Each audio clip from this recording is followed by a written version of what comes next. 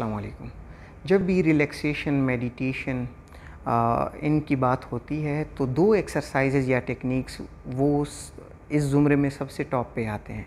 उनमें से एक है प्रोग्रेसिव मसल रिलैक्सेशन और दूसरी एक्सरसाइज जो है उसे डीप ब्रीदिंग एक्सरसाइज कहते हैं। जब भी आप किसी साइकोलॉजिस्ट या साइकाइट्रिस्ट से रब्ता करेंगे और आपको अगर एंग्जाइटी का, डिप्रेशन का मसला है तो वो आपको ज़रूर बताएंगे कि इन दो चीज़ों की प्रैक्टिस करें। तो आज की ये वीडियो इन दो एक्सरसाइजेज़ के बारे में है।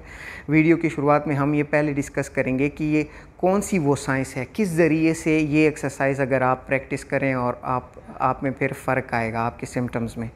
और बाद में हमारे एक साइकोलॉजिस्ट हैं मिस्टर आरिफ, जो कि आपको डिमॉन्स्ट्रेट करके देंगे कि कैसे आपने ये एक्सरसाइज एक प्रॉपर तरीके से करनी है। हम पहले आते हैं डीप ब्रीदिंग एक्सरसाइज की तरफ। तो डीप ब्रीदिंग एक्सरसाइज एक ऐसी एक्सरसाइज है जिसमें एक ख़ास तरीके से लंबी लंबी सांसें ली जाती हैं। ये एंग्जाइटी के लिए ही होती है। इससे ये करने से, प्रैक्टिस करने से एंग्जाइटी में कमी आती है। वो किस तरह से आती है? जब भी कोई एक एंग्जाइटी का शिकार मरीज़ हो तो उसमें एक ख़ास अंदरूनी एक सिस्टम होता है जिसे सिंपैथेटिक नर्वस सिस्टम कहते हैं। वो एक्टिवेट हो जाता है। उसके एक्टिवेट होने से उसकी दिल की धड़कन बढ़ जाती है, उसके बदन पे तनाव, उसके बदन के जो पट्टे हैं, मसल्स हैं, उस पे तनाव बढ़ जाता है। उसका हाजमा भी अक्सर ख़राब हो जाता है। उसका या तो पेट में गड़बड़, गैस वगैरह जमा होती है, कभी पेट ख़राब, कभी पेट सख्त हो जाता है। वो उससे शोर बर्दाश्त नहीं होता, उसकी तवज्जो में भी फ़र्क होता है सिंपैथेटिक सिस्टम की एक्टिवेट होने की वजह से। इस सिंपैथेटिक सिस्टम के अपोजिट एक सिस्टम है पैरासिम्पैथेटिक सिस्टम। दिमाग से एक रग निकली हुई होती है। ये दिमाग से एक रग निकली हुई है जो कि यहाँ पे विजिबल है। इसे वेगस नर्व कहते हैं। ये वेगस नर्व दिमाग से निकल के पूरे जिस्म में फैली हुई होती है। डीप ब्रीदिंग एक्सरसाइज के ज़रिए से हम इस वेगस नर्व को एक्टिवेट करते हैं। जब ये एक्टिवेट होता है तो जिस्म में पैरासिम्पैथेटिक नर्वस सिस्टम एक्टिवेट हो जाता है। तो अभी मैं आपको आगे स्लाइड में दिखाता हूँ।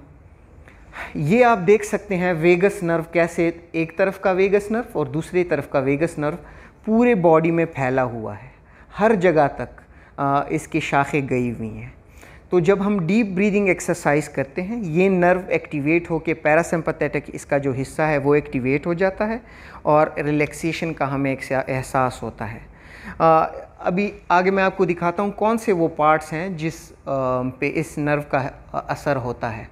ये आप देख सकते हैं कि ये वेगस नर्व की जो शाखें हैं वो फेफड़ों तक, मैदे तक, जिगर तक, गुर्दे तक और मसाने तक हर जगह ये फैली हुई हैं। दिल पे भी इनका असर होता है। तो जब ये पैरासिम्पैथेटिक नर्वस सिस्टम इसका एक्टिवेट होता है डीप ब्रीदिंग के ज़रिए से, तो उससे क्या होता है कि दिल की धड़कन कम हो जाती है।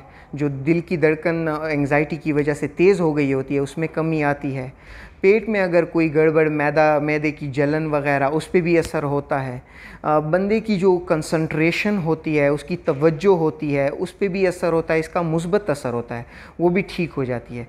बंदे को जो तेज़ तेज़ पसीने आते हैं या तेज़ तेज़ उसकी सांस तेज़ चल रही होती है उस पर भी इसका असर होता है और मुस्बत तब्दीली आती है इंसान में। अच्छा, अभी हम बात करेंगे प्रोग्रेसिव मसल रिलैक्सेशन की। प्रोग्रेसिव मसल रिलैक्सेशन एक ऐसी वर्जिश है, ये भी एंग्जाइटी ही के मरीज़ों के लिए इस्तेमाल होती है। एंग्जाइटी में अक्सर क्या होता है कि बदन के सारे जो पट्टे हैं उन पट्टों पे तनाव आ जाता है। तनाव की वजह से अगर एक वक्त तक तनाव पट्टों पे आप रखें तो कोई भी वजह से तनाव हो तो वो बर्दाश्त इंसान कर लेता है। लेकिन ये तनाव अगर एक सिलसिला बन जाए, जारी हो, तो उससे दर्द शुरू हो जाता है पट्टों में, पूरे जिस्म में। तो अक्सर एंग्जाइटी के मरीज़ ये फ़रियाद करते हैं कि उनके पूरे जिस्म में दर्द होता है, कभी एक जगह कभी दूसरी जगह। तो वो इसी पट्टों की तनाव की वजह से। तो प्रोग्रेसिव मसल रिलैक्सेशन जब आप प्रैक्टिस करेंगे उसमें क्या होगा कि आपने शुरू करना है या ऊपर से या नीचे से। और तो जिस्म के मुख्तलिफ़ हिस्से जो हैं उसके पट्टों पे आपने पहले तनाव लाना है, फिर उसको बाद में रिलैक्स करना है। उससे मरीज़ को ये एहसास होता है कि तनाव और साथ ही साथ ये जो रिलैक्सेशन है, पट्टों को ढीला छोड़ना है, ये एक साथ एग्जिस्ट कर सकते हैं।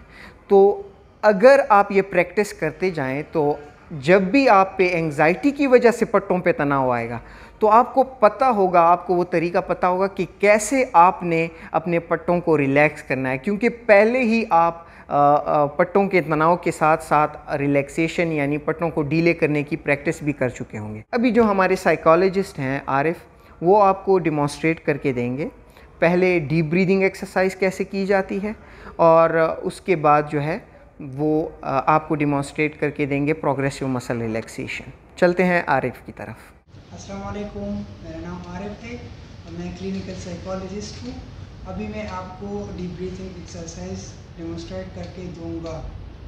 डीप ब्रीदिंग एक्सरसाइज के लिए आपने सबसे पहले एक आरामदेह और ख़ामोश जगह ढूंढनी है। वहाँ पे आपने एक आरामदेह कुर्सी पे बैठ के अपना दायां हाथ सीने के नीचे रखना है और नाक के ज़रिए से लंबी सांस लेनी है। सांस अंदर रोकनी है, 3 तक गिनना है और मुंह के ज़रिए से वो सांस दोबारा धीरे धीरे बाहर निकालनी है, और ये प्रैक्टिस करनी है। 1 2 3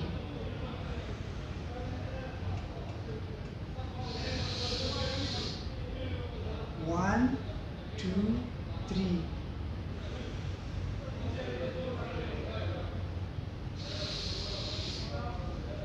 1 2 3।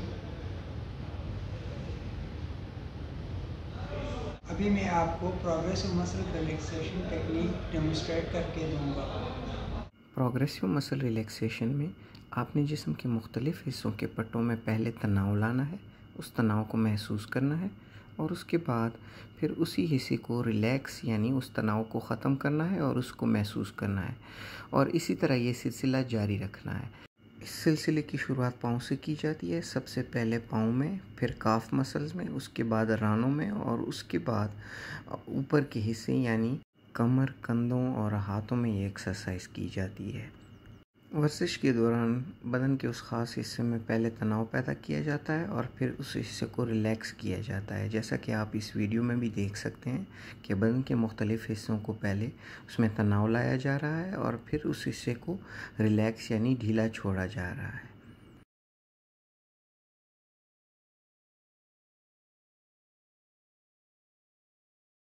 उम्मीद है आप लोगों को समझ आ चुकी होगी। शुक्रिया।